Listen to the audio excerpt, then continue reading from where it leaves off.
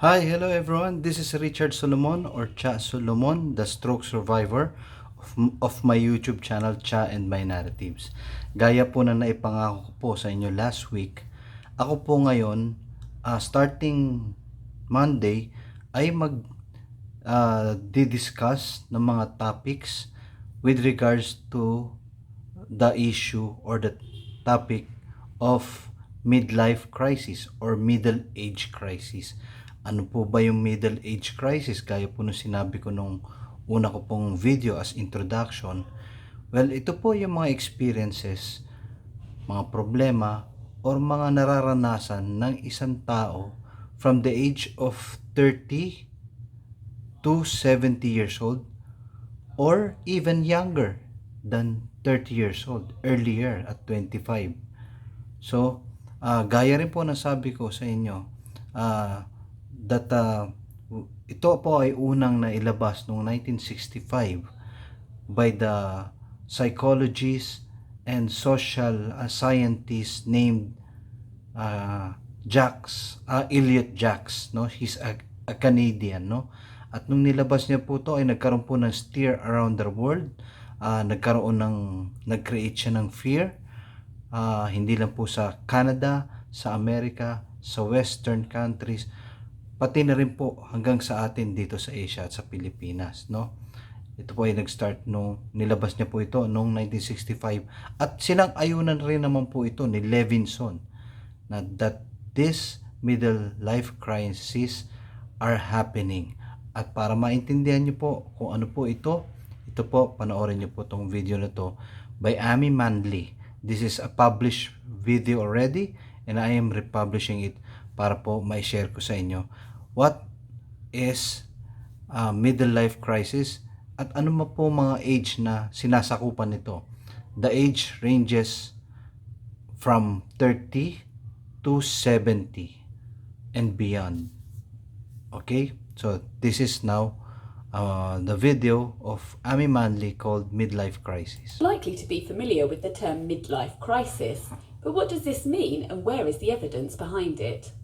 Typically depicted in the media as a faltering of one's self-identity in midlife, resulting in out-of-character or impulsive decisions such as buying a red sports car.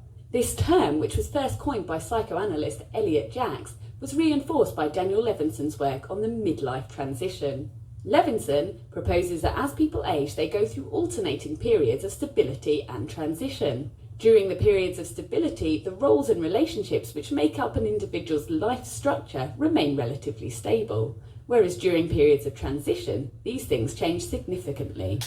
Levinson proposes that during one such transition, termed the midlife transition, individuals begin to question the purpose of their life, appraise their achievements, and face the loss of youthful dreams and young adulthood.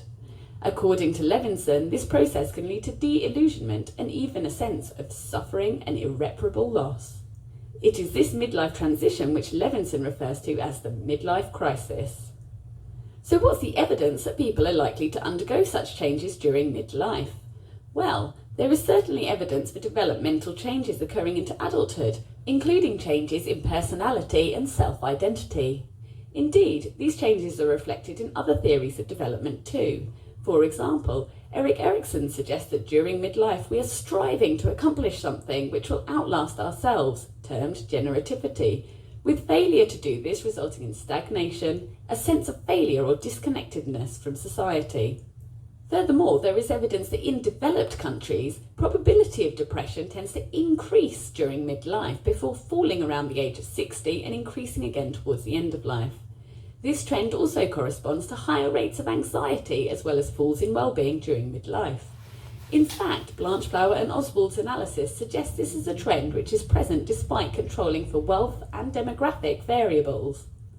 But does this truly meet the definition of a crisis?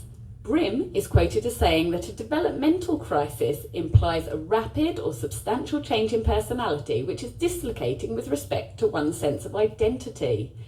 However, there are a few research findings which support this characterization of a midlife crisis. Anxiety and depressive disorders in midlife do not occur in the majority of the population, and nor would they meet Brim's definition. Furthermore, where crises do occur, these again are not normative, and nor are they distinguishable from crises at other times of life. Therefore, when we talk about midlife crises, the popular caricature of what that involves is not held up by the evidence. However, there is a population trend for deterioration in mental health over this period. Whether this represents a truly age-related period of psychological vulnerability, or whether this relationship can be explained by confounding factors, remains unclear. When considering mental health and development during adulthood, it may be more practical to think about changes as responses to life events. Life events are hugely variable, from bereavement to Christmas. They occur across the lifespan in different forms, with life events such as divorce, changes to family structure, or loss of a parent being more common in midlife. And there is a large body of evidence correlating life events with episodes of mental illness. Furthermore, it may be that self-reflection, once thought to precipitate midlife crises, may itself be precipitated by, or even constitute, a life event. And that ends the video from Ami Manley. Yan po, ito na po ay umpisa ng aking mga discussion or vlogs pertaining to midlife crisis. Kung meron po kayong comment, please comment below. At kung meron po kayong gustong isuggest, please do. Mag-comment lang po kayo sa baba ng vlogs pong ito. At kung ano pa pong mga gusto nyong topic na ma-discuss ko. But ang umiikot po ang mga vlogs ko with regards to stroke survivors tips, dahil ako po ay isang stroke survivor. At also my campaign or my latest mission campaign ngayon, yung mga vlogs with pertaining to COVID or anti-COVID protocols. At ngayon po nadagdag na rin po itong mga para sa mga middle-aged people from the age 30 to 70 or above. So maraming salamat po. And again, this is Richard Solomon of my YouTube channel, Child My Narratives. Please do subscribe para tuloy-tuloy po na mapaglabas po ako ng mga videos para naangkop po para sa inyo lahat, para sa inyong dagdag na kaalaman at information para po sa atin po lahat. So please subscribe, like, and share if you want to. Maraming salamat po. As I always say, peace to all of you.